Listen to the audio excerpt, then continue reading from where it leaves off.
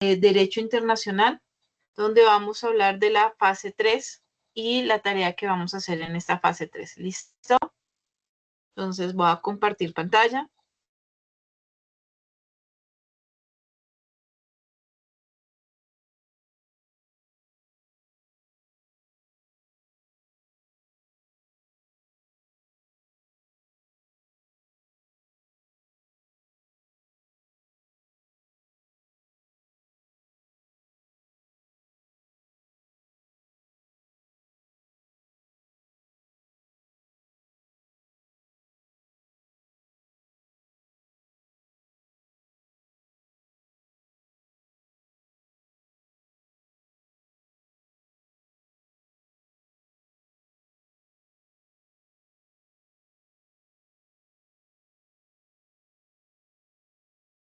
Por favor, me confirma si estás viendo mi pantalla.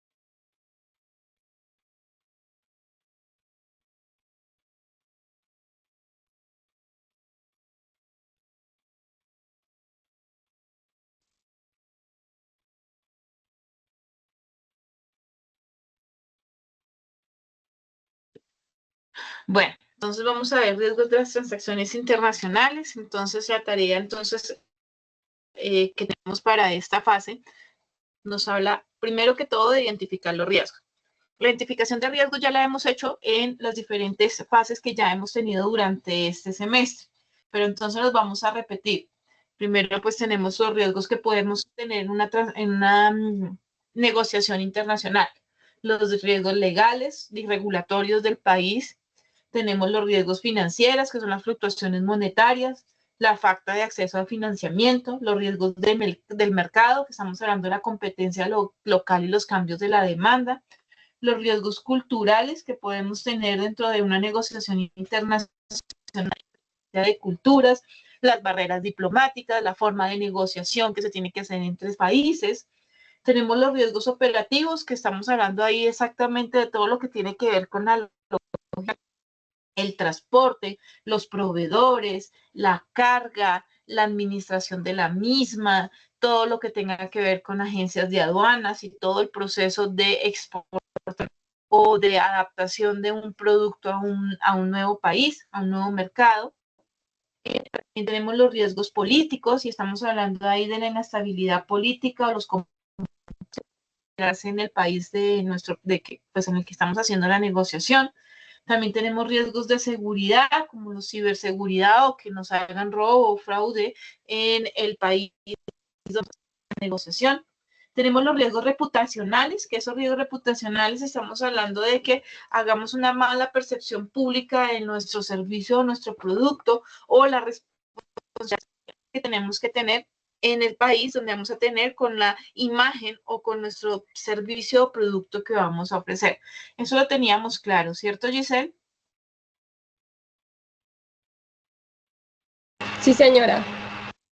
Entonces, como podemos concluir en esto, entonces son muchos los riesgos que podemos tener en una negociación internacional y la única forma de mitigarlos es definitivamente con un análisis exhaustivo del mercado, un buen análisis de mercado del proceso y efectivamente con los contratos que tengamos que hacer, donde toquemos todos los términos para no entrar en conflicto.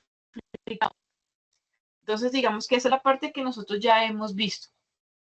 Como segunda instancia, nuestro proceso nos está pidiendo ahora que entonces analicemos cuáles son las ciencias que vienen a jugar a favor de nosotros y cuáles son como los métodos más eficientes para llegar a un proceso, los instrumentos jurídicos que podemos tener para poder hacer una negociación internacional en caso de que encontremos algún conflicto, ¿cierto? Entonces, digamos que tenemos las agencias formuladoras. Estas agencias formuladoras son organismos que crean instrumentos. Estos instrumentos están incorporados a cada uno de los estados y lo que quieren es tener objetivos y certezas jurídicas en el momento de hacer algún intercambio internacional. Entonces, como a mantener la estabilidad y el proceso. Entonces, son las leyes que son a nivel general y que normalmente estas agencias formuladoras lo que hacen es como tener un parámetro que todos los países copian para hacer este tipo de pronunciamientos en requisitos y en el proceso.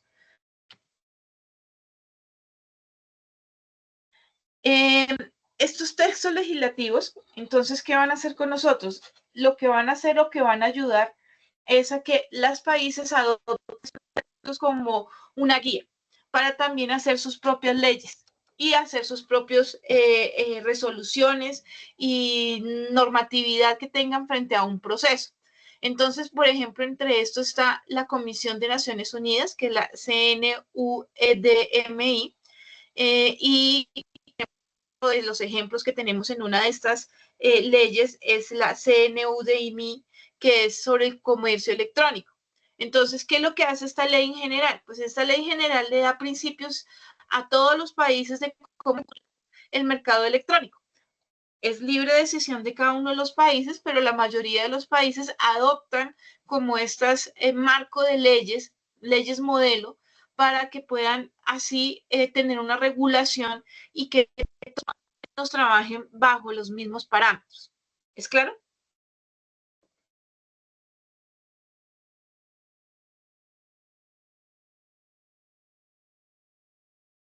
Giselle, ¿continuamos?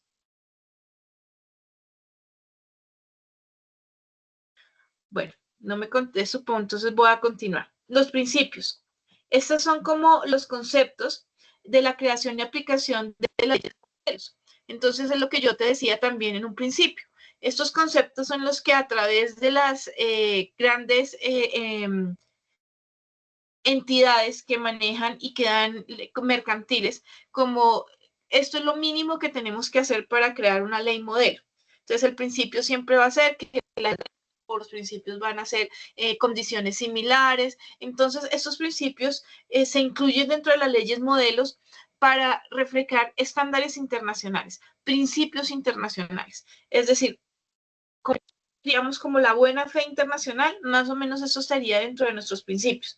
Cosas que a pesar de ser, que es lo mínimo que esperaríamos en caso de tener un negocio internacional, que eso es lo mínimo que esperaríamos que las entes y países cumplan para poder desarrollar el proceso. Dentro de estos principios podemos tener un ejemplo que es el principio de derecho mercantil internacional, que establece todo lo que promueve la equidad y transparencia en las transacciones internacionales. Entonces, eso es el principio internacional. Luego continuaríamos con las guías legislativas. Todas estas tienen como la misma función y es dentro del proceso de las leyes internacionales, crean como una base jurídica que es estándar para el resto de países. Entonces, primero se reúnen, crean como la lógica del proceso, entonces, ¿qué es obligación? Un ejemplo, vamos a crear leyes para el pago, es obligación cumplir con el decreto, es obligación, se considera un conflicto, lo mínimo que tiene que tener entonces el mercado de comercio electrónico es ta. Entonces, esas son como lo que funcionan las leyes modelo, los principios, las guías legislativas y uniformes, y es que todos puedan a nivel general, a nivel mundial, hablar un mismo idioma. Entonces, lo mismo nos pasa con las guías. Por ejemplo, un ejemplo de la guía es sobre la ley del modelo de arbitraje. Eso es una guía que proporciona recomendaciones para la ley de arbitraje. Incluye cláusulas de arbitramiento, de procedimientos que los países pueden adoptar para facilitar la resolución de disputas comerciales. Y asimismo, entonces, tenemos los términos uniformes. Esos términos uniformes, entonces, son los que van a definir a nivel general qué es un concepto. Y ese concepto nos va a servir para poder crear los contratos, para poder crear las leyes, para poder crear los principios. Entonces, hablar qué es mercadería, pues todos los países van a definirla como de la misma forma. Y esos son los términos uniformes de los que habla y que son ayudantes para poder llegar a mediar en cualquier conflicto porque vamos a estar hablando de idioma. Entonces, en términos uniformes, un ejemplo es la definición de términos en la ley de modelo de ventas. La ley de modelos sobre ventas internacionales incluye términos uniformes como lo que son mercancías, como que son contratos, como son esas definiciones esenciales que nos hacen poder hablar todos el mismo idioma en el momento de hacer una negociación internacional. Entonces, estos son como los procesos jurídicos, los términos jurídicos que nos sirven en el momento de un conflicto. ¿Listo? Sí, señora. Son como los instrumentos jurídicos. Son instrumentos jurídicos, pero son un ejemplo así como la Biblia. La Biblia católica es igual para todos los católicos, no importa el país donde tú estés. Sí, Lo que señora. hacen es traducirla, ¿cierto? Sí. Pero estamos hablando de un mismo libro de una religión. Entonces, todos estos conceptos jurídicos a nivel mundial van a ser como esa Biblia. Entonces, nos van a decir qué es, qué son un contrato, qué son las partes, qué son el vendedor, cuáles son los principios mínimos que debe tener un equipo que vamos a formar en el otro país, cuáles son los términos que vamos a manejar. Eso es como vienen ciertos estos conceptos jurídicos. ¿Listo? Bueno, señora. ¿Qué agencias formuladoras tenemos?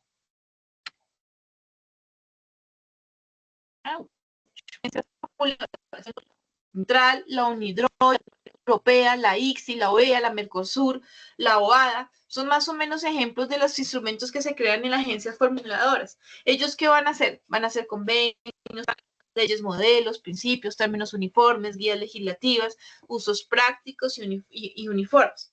Entonces, por ejemplo, aquí podemos también tratar con los tratados de libre comercio. Ellos también se basan en leyes modelos para que a través, cuando firmamos un tratado de libre comercio, se creen participar en este acuerdo. Entonces, si vamos a hablar del Mercosur, entonces, pues, tanto Argentina como Brasil, como Chile, pues van a manejar, si van a manejar leyes, pues van a manejar las mismas leyes que va a regular los comercios que hagan entre los tres. Entonces, estos, digamos, son ejemplos de agencias formuladoras que utilizan, pues, las leyes modelo, los principios, y en caso de algún conflicto, yo me tengo que ir es al tratado o al convenio de comercio internacional con el que yo tenga con ese país al que estoy ofreciendo mi servicio o al que estoy ofreciendo mi producto. Y eso genera unidad en las guías, en las prácticas, en las leyes, porque los tres países están obligados bajo esas convenciones, bajo esos tratados, a manejar esas mismas reglas, digámoslo así. Vamos a jugar bajo las mismas reglas. Sino que estas agencias, integrarlas y ponerles límites y armonizarlas entre los países que hacen parte de estas organizaciones. ¿Es claro? Sí, señora.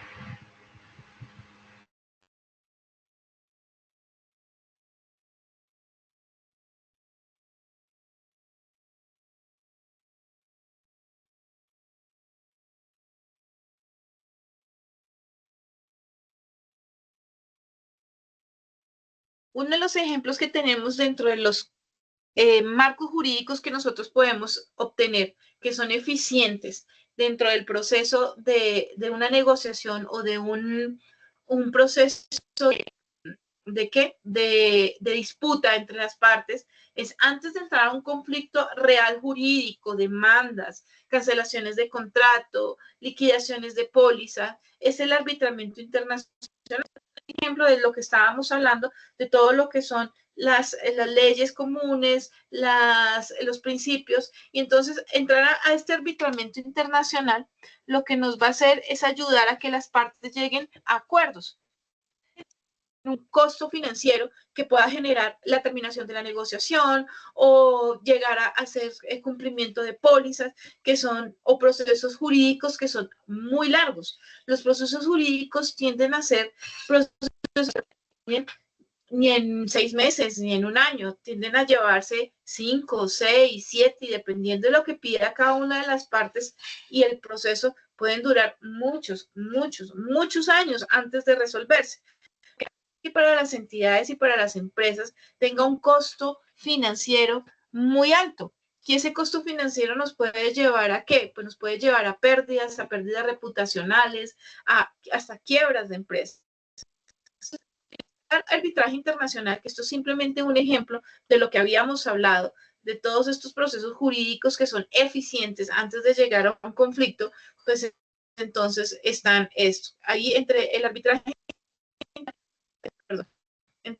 internacional tenemos la resolución amigable de disputas, el peritaje para que se haga un proceso en caso de que haya alguna afectación, pues sea un perito externo, no cada parte negociadora la que diga qué fue lo que realmente le afectó, sino que sea una parte ajena al negocio, identifique cuál fue el proceso o qué es lo que está afectando, y de forma imparcial de un informe para que las partes lo acojan.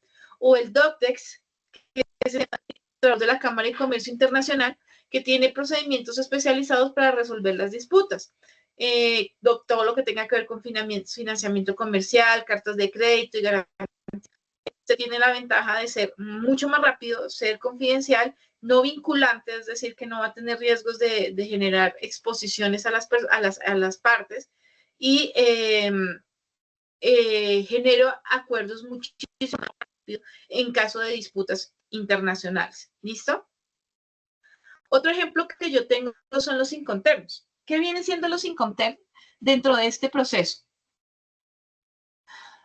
Son normas que rigen en un producto de comercio o una empresa cuando va, digamos, a, ¿cómo se dice? A exportar un producto. Por ejemplo, hay una norma que dice que tenemos que coger el producto y exportarlo por el mar, pero esa norma, si se cae la exportación en el mar, ellos no se hacen cargo. Bueno, o sea, si entonces, ¿qué son los incoterms? Los incoterms son un ejemplo claro de estas leyes modelo o estos conceptos a nivel internacional. Y lo que hace es simplemente dar los lineamientos claros para que en el momento de una negociación internacional, cada negociación se acoja a alguno de los términos y con eso tenga claro hasta dónde debe responsabilidad y qué tiene que pagar. Entonces, en qué momento y dónde se produce la transferencia del riesgo sobre la mercadería, quién contrata y quién paga el transporte, quién contrata y quién paga el seguro, desde qué momento me cubre el seguro del comprador, desde qué momento me cubre el seguro del vendedor, quién va a tramitar todos los costos y trámites aduaneros. Y entonces estos incoterms se volvieron como un diccionario para todas las transferencias, todas las negociaciones de productos internacionales.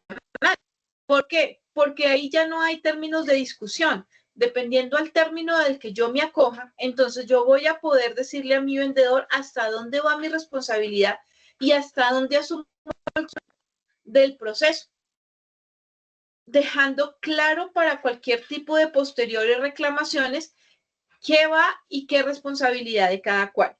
Esto sí, lo que evita son conflictos. Cuando se dejan claro y se tiene claro el proceso, lo que evita son conflictos porque ya cada uno sabe en qué momento él tomó la responsabilidad y desde qué momento está asumiendo todos los costos de la logística que significa transportar ese producto. ¿Hasta dónde? Hasta el lugar de... Yo necesito vender. ¿Quién va a asumir? ¿Quién no lo va a asumir? ¿En qué momento traslado la responsabilidad? ¿En qué momento traslado los costos? Entonces, dentro de estos Incoterms, tenemos varios grupos.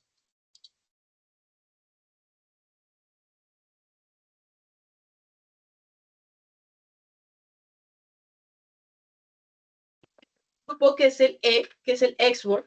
Este es realmente este es un tipo de negociación que se maneja cuando yo tengo o soy un vendedor muy pequeño y no tengo la posibilidad de manejar y controlar todo el proceso de la logística. No es muy común ya en esta época, pero pues la verdad lo hacen, son pequeños exportadores o que no tengan la capacidad económica para asumir ningún tipo de responsabilidad adicional. Y aquí que yo simplemente le vendo mi producto al importador y recoger ¿en la qué? Él lo tiene que recoger en mi fábrica donde yo determine en mi bodega, él lo tiene que recoger y tiene que, hasta ahí va mi responsabilidad.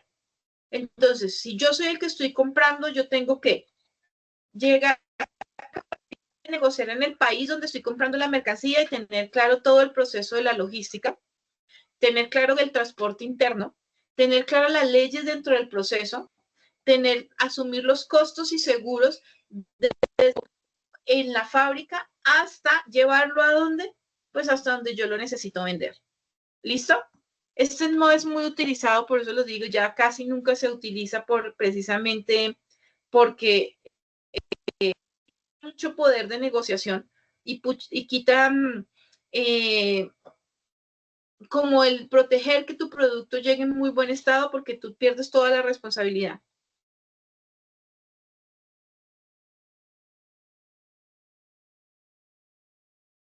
¿Claro? Sí, señora. Luego sigue el grupo F, que es el grupo de los términos donde las obligaciones del vendedor van hasta llevarlo a puerto.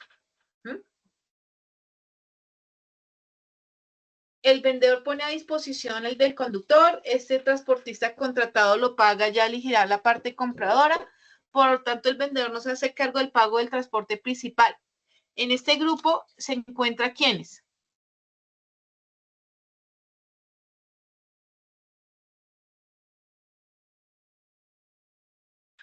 El FCA, que es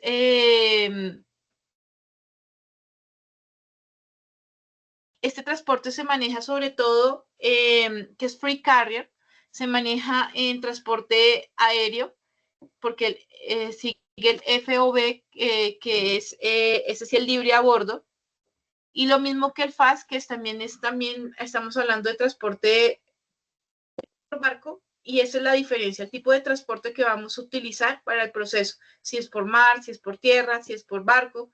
Entonces, esa es la diferencia básicamente del proceso. Entonces, el vendedor incluido hasta los trámites aduaneros de exportación. De ahí en adelante, el comprador es que se encarga de toda la responsabilidad y costos que genere desde el puerto del país donde estoy comprando hasta que llegue a mi sitio donde yo voy a vender el proceso, donde yo voy a vender el producto. ¿Es claro? Sí, tutora. Luego siguen los grupos C. Los grupos C es de qué se tratan, donde yo, vendedor, voy a asumir y voy a dejar en el país destino, en el puerto. Hasta ahí va mi responsabilidad. Entonces yo pago todo lo que tenga que ver y asumo la responsabilidad con seguros y que con trámite aduanero hasta que dejo en el puerto de destino el producto. De ahí en adelante, entonces, el desembarque de la mercancía, el transporte de la mercancía hasta el lugar de destino, todo eso corre por cuenta del vendedor. Este es uno de los más utilizados internacionalmente. Ahí quienes está el SFR, el CIF, que son los que se encargan de hacer ese proceso, el CPT y lo que te digo, la diferencia de las iniciales son el tipo de transporte, si lo voy a hacer por avión, si lo voy a hacer por barco o lo voy a hacer por tierra. Esa es la única diferencia entre las tres opciones que hay, pero la responsabilidad es exactamente la misma. Es dejarlo en el país destino, pero en puerto.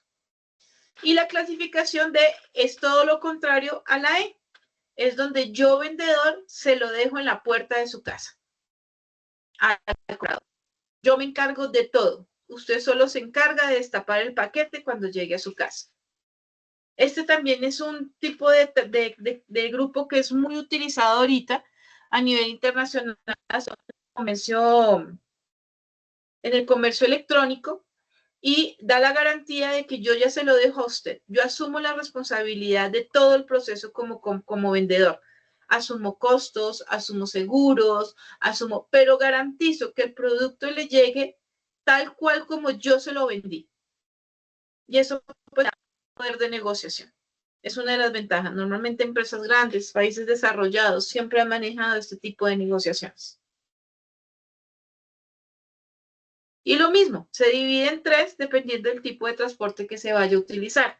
Si es por tierra, si es por mar o si es por avión. Y a eso se trata.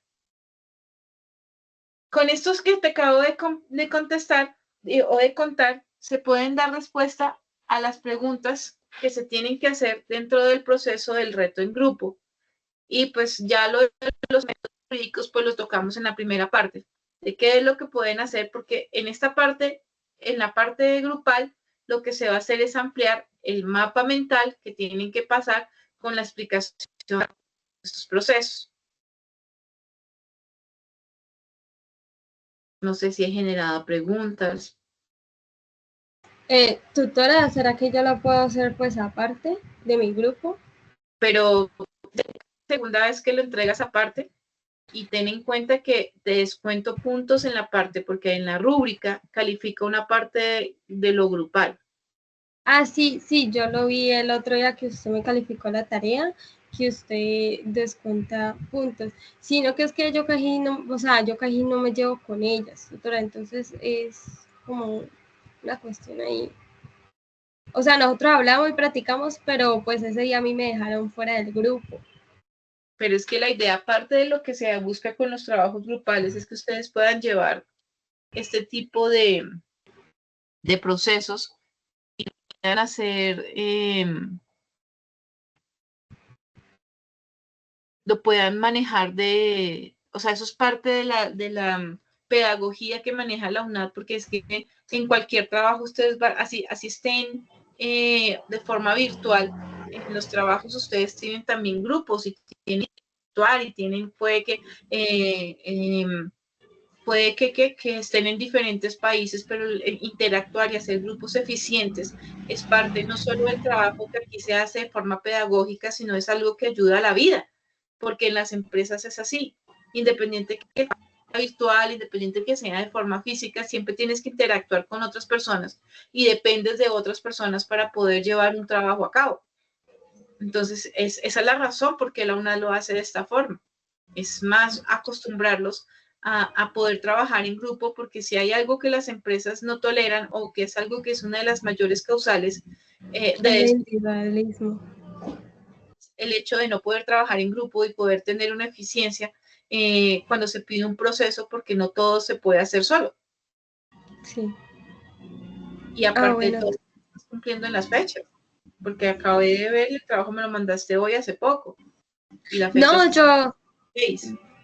se lo mandé, sí, yo cumplí con el trabajo, pero usted me mandó unas pautas. Es que no entendí muy bien los instrumentos jurídicos, sobre lo de que tenía que implementar más ¿cómo se llama? Los instrumentos jurídicos y que el IN no le servía. Entonces yo volví a hacerlo todo. Sí, porque es diferente al que se envió, sí, me di cuenta. Sí, ahí yo te dejé 3 días de plazo porque no había, el link que mandaron del video no funcionaba. Sí, y eso que yo le di, pero sí, a uno sí le funcionaba y a otro no. Entonces, No, o yo sea, no igual lo sé qué pasó. califico. O sea, Giselle, yo no te voy a dejar botada porque, pues, en todo caso, yo valoro mucho todo el esfuerzo que hacen los estudiantes por intentar lograr cumplir sus trabajos. De verdad que es algo que yo sé que la mayoría de veces no es fácil para ustedes y yo de verdad lo valoro mucho. Pero sí, sí, es más por la dirección de este grupo eh, eh, que es muy exigente con fechas de entrega, con trabajo en grupo, con todo ese tipo de cosas.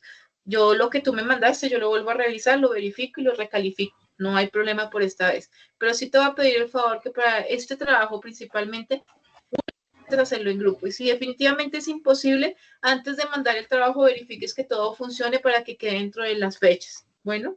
Ah, bueno, señora. Sí, es que, o sea, tutora, cuando yo le di al link, a mí sí me funcionaba, pero no sé, o sea, no sé dónde falló el link, o sea, no sé qué falló porque a mí sí me Es un funcionaba, o drive, sea, todavía ¿cierto? me funciona. Sí, sí, señora, es un No, no drive. da permiso de entrar. Tienes que hacerlo público y si no, no deja entrar. Ah, bueno, Y señora, si no, es mejor que lo lo tendré en grabes en cuenta. un link en YouTube. O sea, tú Mm, grabas el video por cualquiera de las plataformas y lo conviertes en un link y lo subes a YouTube. Y ese link es mucho más fácil de consultar. ah, bueno, señora. Bueno, sí, sí, señora, lo tendré en cuenta. Muchas gracias, tutora. Listo, Giselle. Si no hay más preguntas, damos por terminado entonces el CIPAS de hoy. Cualquier cosa, pues, como siempre, pendiente de ti, me puedes escribir por Sí. Teams. Las retroalimentaciones sí se hacen directamente en el foro, pero pues estoy muy pendiente, pues te tengo muy en cuenta porque eres, digamos, de las estudiantes que igual siempre me han escrito. Entonces, por eso sé quién eres. Tutora, perdone por ser tan cansón y insistente, sino No, que es para que nada, Giselle. eh, Mira, eso es lo que genera memoria. sí, es que yo a veces siento que o sea, no puedo. Es que yo, sinceramente, yo no entendí muy bien, o sea, no sé en qué fallé, sino que yo no entendí muy bien los instrumentos jurídicos. Me perdí ahí. Sinceramente, yo sentí que estaba derrotada. Cuando yo fui a hacer el trabajo, yo no entendí nada. Antes me tocó que pedirle a un compañero que si me hacía el favor y me explicaba. Él me explicó, o sea, con una intención muy buena, pero tampoco entendí. Me tocó que irme a ¿Y a mí sí me YouTube. entendiste? Sí, sí, señora, sí le entendí, son acuerdos y también son Ajá, leyes que rigen de los contratos como internacionales, pero entre empresas. exacto. Pero mira que Eh, todos se basan en los acuerdos internacionales. Y ujú, hay unas Biblias, con eso te digo, yo quiero pues por eso ser muy como muy claro. figurativa en esto, hay como unas Biblias internacionales que nos dicen cómo aplicarlas y cómo generar esas leyes dentro de cada país. Y dependiendo de esos acuerdos a los que yo vaya, por eso te decía que dentro del proceso ver los acuerdos internacionales que genera cada país es una base de cómo se hace la negociación.